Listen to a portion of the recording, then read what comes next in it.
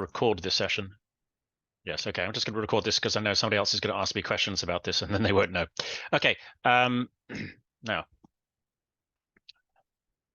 Right, let me share my screen. Okay, here we go. Right, so this is the, oops, there we go.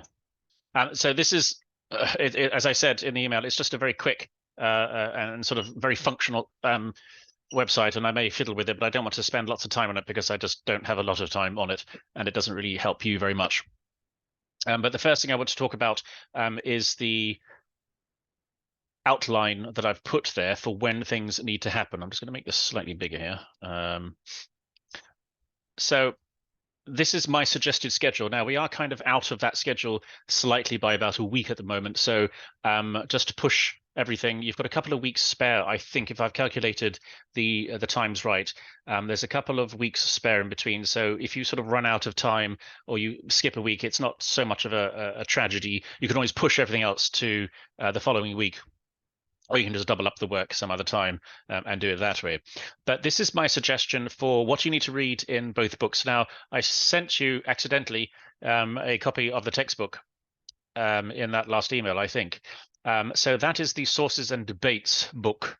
And what I've done is each week, I want you to read a bit from that one and a bit from the narrative chapter. Oh, good morning, Eric. So I'm just going to make you slightly more bigger here, as you're all very tiny. So what this means is that each week, my suggestion to you is that you read one chapter in the narrative chapter, and sometimes that's doubled because it can be fairly long. But I also want you to read part of the Sources and Debates chapter as well. So last week or this week, you should have been reading chapter 1. You didn't get the book, and that's fair enough. So I wouldn't necessarily expect you to do that. But for example, next week, you should be reading chapter 2.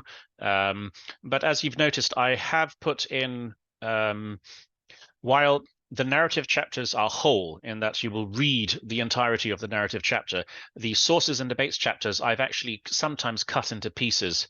Sometimes we read all of the chapter, but we spread it across several weeks. But many other times we actually we don't actually read the entire chapter at all. And so yes, just be aware that while you are doing Sources and Debates chapter 2, you're not necessarily doing the entire thing, you're doing a segment of it. This kind of breaks it up a little bit. And also they talk about there are different subject areas in each of these chapters. And so that's often why I would split them up week per week. This also means that sometimes it will tie in slightly better with the lectures that will shortly start appearing. At least I'll give you a link to them so you can have a look and see how they work. So those are your two things that you need to be reading each week. Now, I have got a viewing section here. Now, what I'm not sure about is how I'm going to make this section work. This is really just gratis. It's not something you have to do. It's just some people function better watching something than maybe listening to lectures, or sometimes the books can be maybe dry for some people, especially if it's not your subject area. And there are things where there are documentaries that I've got here that I can hopefully try and find online versions of. I don't know whether I'm able to get anything online via the library at Washington. I don't think it's going to work like that. So that is not an essential part of anything. I will put in hyperlinks at some point so you can maybe look at them online. But when that comes up, then at least you'll have something if you want to watch something at the same time as you're reading or listening or however you want to do it. That's there. But the viewing is not a requirement at all. It's just an additional help for you if you kind of find that to be sort of useful. Any questions on that one so far? I'm going to take all your shaking heads as a no. Eric, you're all okay with that? Yes, I believe I understood that you said the source debated section that you mentioned here Yes. are like the portions of the chapter that we are required to read That's for that right. particular week. Okay. That's right, yes. I mean, it's about, it's probably about 15, maybe 20 pages. Now, I don't know how much that is for you. Back in my day, I think we averaged about 120 pages per class. and I think that may have been slightly too much. But I'm hoping it's not too much for you. But I am aware that this is extra work on top of your normal classes. But it is still a class that I have to sort of count as a real and normal class. So I am sort of expecting you to do this. Obviously, I'm not testing you on any of this until you actually come to Newbold. So in a way, if you want to read it all the way on the plane, you can read it all on the plane. I think that'll be a little bit too much. And I think the rarefied oxygen will probably make you slightly tipsy. But that's the idea of that anyway. Question. Yes. So you said that we will be tested while we are in Newbold. Yes. Does that mean that we will have test quizzes Oh, or okay. you No, you will not be tested. There are no sort of quizzes. There's nothing. What I will be doing is evaluating your responses. So the entirety of the class at Newbold is you'll be reading things and discussing stuff, and I will ask you questions, and you will sort of talk with each other. The entirety of that grade is based upon how well you respond to other students and how well you respond to my questions about the reading. Gotcha. Good. If it's a bit difficult to sort of explain it across the internet. Maybe if you can grab some of the people who were here last year, they might be able to sort of show you more in person what it's like. But essentially, you've got all the sources and debates chapter here, and you've got a certain number of sources, and I will ask you questions about it. I will give you some time to talk about it, probably in your groups, and then I will ask you questions about it in class, and then we'll sort of have discussion about it. So it's a bit like a seminar if you've done those. And that's that's pretty much the entirety of the grade. How well you respond, how proactive you are to questions. If you don't if you sit there and you're quiet, it may not be so great. But I will always ask you questions, and try and get you to say stuff. So you're never going to be. If you are not a naturally extroverted person, you will not be penalized because of it, is what I'm trying to say. I will ask you questions and try and find out, what it is you're thinking. So don't worry too much about that. If it's not your area, again, it's not a problem. But I will expect to have you have read. That wasn't English at all. I will expect. I can't think. I will expect you to have read everything on here and be able to sort of talk about it in class with a little bit of preparation. That's essentially that. Yeah. So there's a couple of sort of major topic areas. You will see that when you start reading the textbook, and also when you start listening to lectures, you'll sort of see what they're actually talking about. Some of them you may be familiar with already, but many of them are kind of a little narrow or very specific to Britain in a particular time. So yeah, that's kind of that.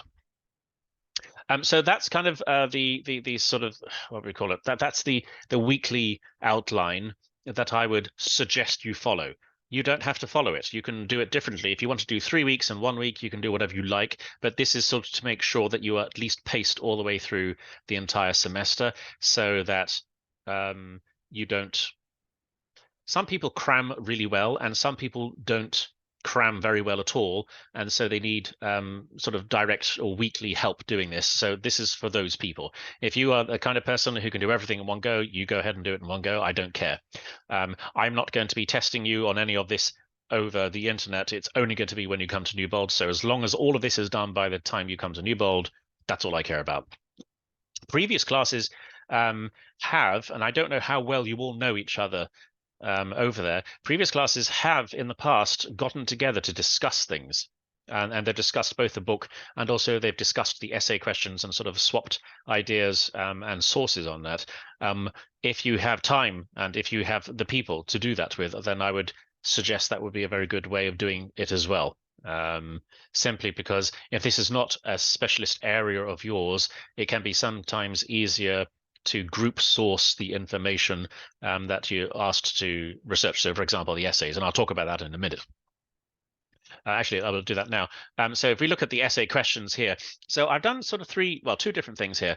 There are some sort of generalized essay questions, and this is this first section all the way over here.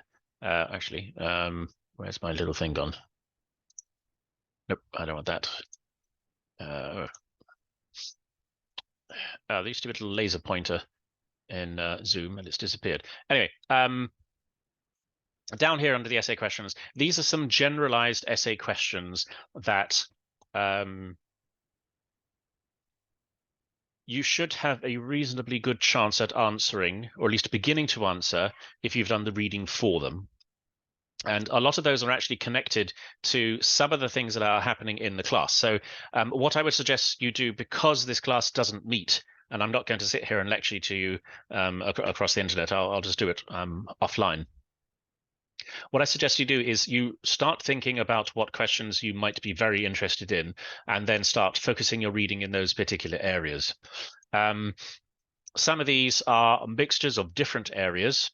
So, for example, imperialism, you have to know a little bit about social Darwinism, and you'll also have to know something about imperialism as well to answer that question. But for example, the Enlightenment, that's just one topic. You can go up and read on that and have a look at that. Those are those 5. These are what I'm going to call slightly unguided essays, in that I don't have particular sources that I suggest you read.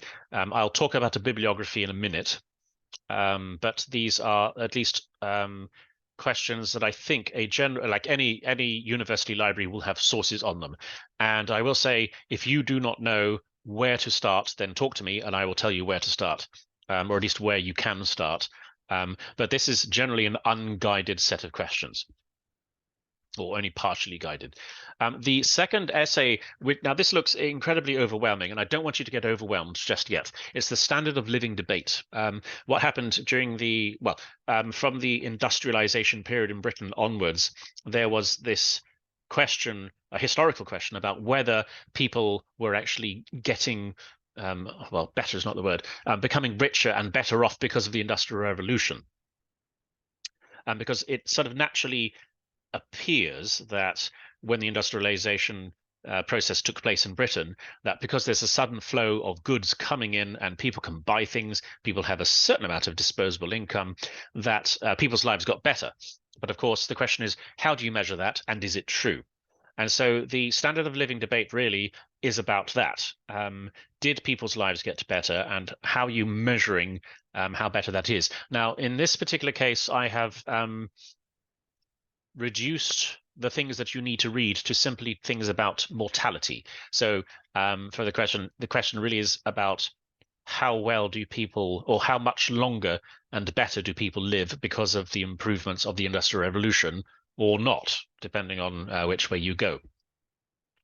So there are some intro readings, and I would suggest that you have I'm going to say for this, for all the essays, some of these papers are very dense and some of them are very long and not very interesting, but they come to very significant conclusions. So my suggestion to you is, for shorter papers, try and read them as much as you can. For the very long ones, or ones that go into very heavy economics, which we're not really covering in the class, skip all the way to the conclusions and see what they say about it.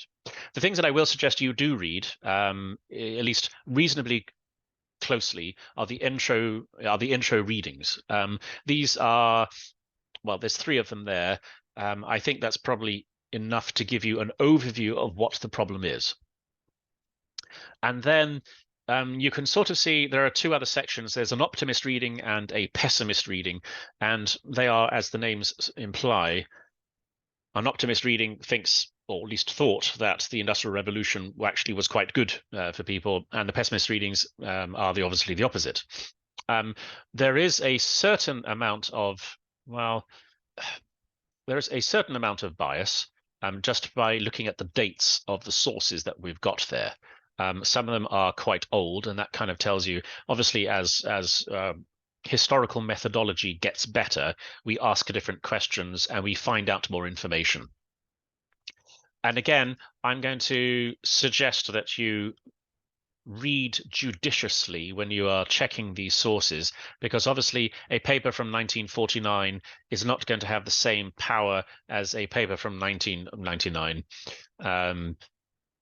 That doesn't mean that it's not important, and it doesn't mean that there isn't something to say about it. It simply means that there is a weight that you need to apply to certain papers.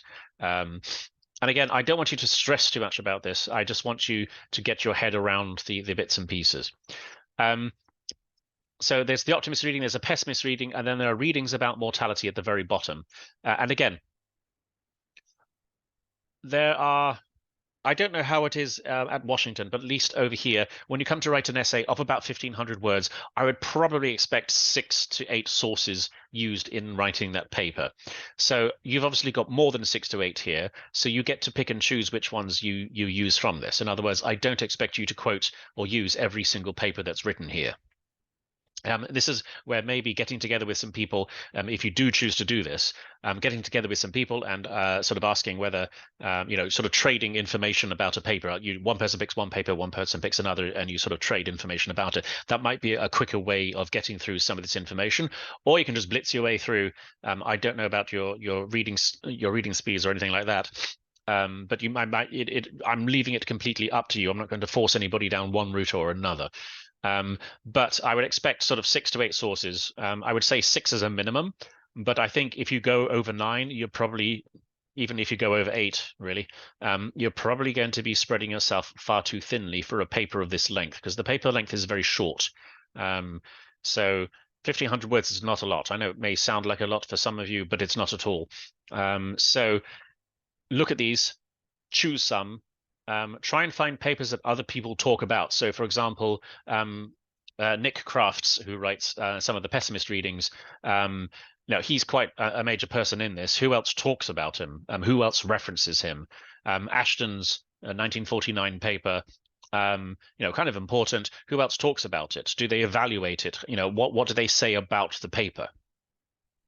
And I think this is probably the best way to do this, because otherwise, I mean, I would love it if you could read all sort of 13, 14 papers, but I doubt that you'll be able to. And I wouldn't really expect you to either. I would expect you, though, to have a good hash at sort of 7 or 8 of them. Any questions on that so far? I did have to say one thing. So are you you're suggesting that we maybe pick, okay, to focus on more of the optimist readings or the pessimist readings, or read through all of them and then kind of formulate our own conclusions and what we want to pursue? Yeah. So you have to answer the question, which is a question about mortality, but you won't understand some of the arguments until you've read about the optimist and the pessimist readings of it, right? So you have to understand what they're about. And that's why I'm saying you don't have to read everything, but you do have to kind of understand the terms that are being talked about, which is why the introductory readings, I will suggest that you kind of read all of those. There's only 3 of them, but I would suggest that you read those simply because you need to understand sort of like what the shape of the landscape is about when it comes to the arguments about this. So you can choose an optimist route, you can choose a pessimist route, or you can choose somewhere in the middle, or I don't honestly care, as long as the information that you have appears to support it. Now, again, I'm not expecting you to break new ground. I'm not expecting you to come up with new ideas about, the Industrial Revolution or anything like that, because this is, okay, yeah, it's a 400 class, but at the same time, it's also sort of a 1 or a 200 class. So I'm not expecting fantastically new things, but I do expect you to be conscientious about it, if that makes sense. Yeah. So again, pick stuff, and if somebody references something, I mean, read the intro and the mortality section, for example, and then go back and maybe look at an optimist reading or a pessimist reading or something like that, just to sort of see what's said about it. Because ultimately, the general rule in history is that the later the paper, or the later the book, the more things it has taken into account. So if you're talking about mortality, you've probably looked at more papers that talk about mortality if you're writing in 2024 than if you're writing in 1954, when there's only 10 papers available, but now there's 50 papers available. So you can, it just works like that. My suggestion is always to read absolutely everything, but I know that won't necessarily happen, but that's my suggestion. Okay. The idea is to read as much as you can, learn as much as you can, and then that gives you a better idea about how to sort of get around it. Okay, thank you. Okay. So that is what I would call the most directed paper. In other words, you can zoom in and focus on that absolutely from tomorrow. Like you can go pick it up well, not tomorrow because it's Sabbath, but from Sunday, you can pop down there and start having a look at it and sort of thinking about how you're going to answer this, what you're going to read, and how you're going to do it. The other papers, you kind of need to, the ones at the top, you may need to sort of poke around, but you may find them more interesting. I just honestly don't know. And I think it might be easier to give you some options. So for some of you who may be slightly more driven in a particular area, you can go and look at, the problems of Darwin, or what else have I done? Secularization. I mean, I find those topics quite interesting, and maybe you will too. So you just need to go out and sort of find some bits and pieces. Now, talking about those bits and pieces, if you click on the essay bibliographies up here, now this is these are not books that I know exist in the Washington Adventist University Library. I don't expect all of these will work. Sorry, I don't expect all of these to be there, but what they are is a very good generalized overview of all sorts of different areas about this time period. Not everything is sort of immediately applicable to everything that we're talking about, but it's kind of useful. So for example, I'm looking here at the general Victorian religion. It talks about religion in Victorian Britain. It talks about irreligion in Victorian Britain, and other things like that. So it will sort of help you understand a little bit about that. There's a whole section on imperialism. And again, not everything there is directly applicable to the essay question that you may be looking at, but it will give you a starting point to sort of have a look at how things work. There's a whole section on religion and unbelief, which is kind of it's a massive section, in fact. That's the largest section, actually. That whole section there is, again, going to be quite useful to you if you can get hold of the books, but you will have to make a little bit of an effort here to maybe track some of them down or see what's sort of applicable. Sorry, what's the word? What is findable through the library? I just don't know what's there. Yes. Okay. So those are the bibliographies. So if you want to look at some of those more generalized questions that we looked at earlier here, first start off in your textbook. The textbook itself, if you look at the end of every chapter of the sources and debates, and I can't remember if they actually has it in the narrative section as well. In the sources and debates, at the end of each chapter, they have little sections with little bibliographies about some of the major debates, and it will have the different authors and the books and or the papers that they used to talk about this. You may find that going through there also may be useful in finding out sources about a particular subject. So I would suggest start there and then go to this large bibliography that I've got here, and then just see what you actually have available in the library. I mean, it all depends on how you research. I know lots of people research now online. Back in my day, you went to the library and wandered up and down looking at the bookshelves. So it really just depends. You just have to pick something that works for you. Right. Right. Are there any questions? Any other questions on this? I'm going to, if nobody says anything, I will call it quits here. So yeah, what the only thing I want you to do is start reading the sources. I was hoping that Brad will have approved the module outline by now, which has some of the bibliographic information in it, but he hasn't just yet. And so what I will do after this call has ended, I will send you the bibliographic information for the other book, which is available as an ebook through Washington's library. So you can start reading the narrative if you want to read the narrative, or you can go out and sort of find a something somewhere. If you can find a physical copy, if you want a physical copy. I don't know if I'm going to suggest that to you, because I know students are strapped for cash and it's very expensive. But that's kind of how we're going to do it. So that's what I'm going to suggest. And I can see some people who have just joined us. Yes, I will stop here and allow those of you who've been here already to sort of disappear. If you have no other questions, I'll stop the share here. I had one other question. Yes, go ahead. Relating to the essays. So Yes. are the essays going to be like we do them at a certain point throughout the semester while we're here and then we come over? Okay, what will happen Yes. Now, what I haven't done, because I am not exactly sure, I need to hear back from Brad about when grades have to be in. Normally what happens is that I would like the essays in before you come, and that's what we're going to aim for. If for some horrible reason it can't be done, then you won't be able to. Well, you'll just have to sort of suck it up and do it when you get here. But the idea is that I would like it done before then, and I would like to meet with you about your essay individually before you submit anything, because I want to sort of go through the essay with you to sort of say, talk about and see how it's going. So what we'll find a time for putting together a draft, if you can do a draft, or at least failing that, some sort of outline of the paper, and then we can talk about the paper and sort of see where you're going. And I can tell you if at least it looks like you're going in the right direction, then you can go away and write it. I will generally read the first page of any essay and sort of critique it, just so you sort of know if you're going well, mostly because you can tell within the first page whether the essay is going to work or not. Yeah, we will set some time aside for that, and I will stick in some dates for when I would like all of that to happen, but I just need to hear from Brad first, because I'm not sure what the terminal dates.